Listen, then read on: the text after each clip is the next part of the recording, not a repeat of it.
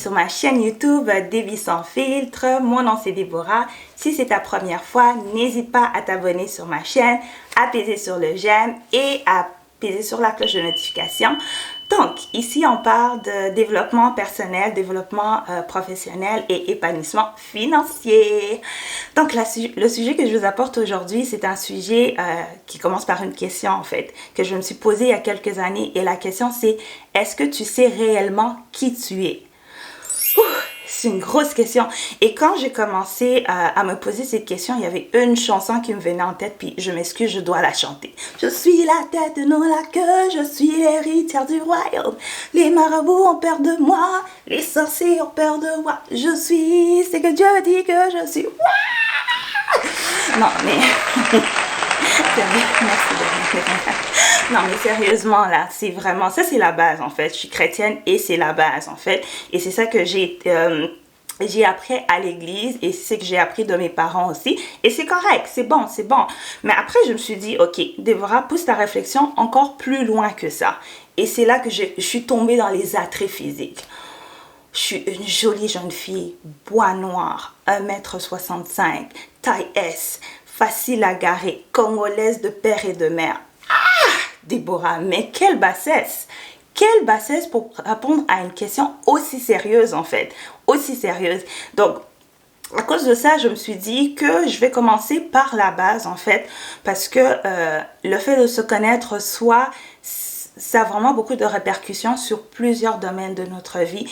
Et on va faire le chemin, en fait, que moi j'ai fait pour pouvoir dire exactement qui j'étais réellement, en fait, plus profond, qui j'étais au-delà des attraits physiques, au-delà de mes réalisations, qui j'étais en tant que personne. Et la première question que je me suis posée, c'était, c'est quoi mes qualités? Donc, j'ai décrit mes qualités pour vous donner des exemples. Je me suis dit, je suis une personne créative, je suis une personne curieuse, je suis une personne aimable et tout, je suis une personne loyale. Donc, ça m'a déjà permis de voir qu'est-ce qu'il y avait de bien en moi. Ensuite, je suis allée dans mes défauts. Et c'est important les défauts. Hein. Des fois, on s'attarde juste sur les qualités. Mais les qualités...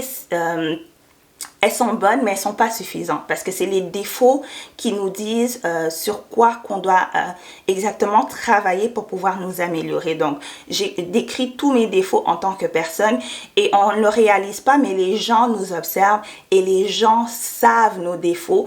Et si toi, tu n'es pas conscient de tes défauts, les gens vont utiliser tes défauts contre toi. Donc, c'est hyper important de connaître ces défauts. Et ensuite...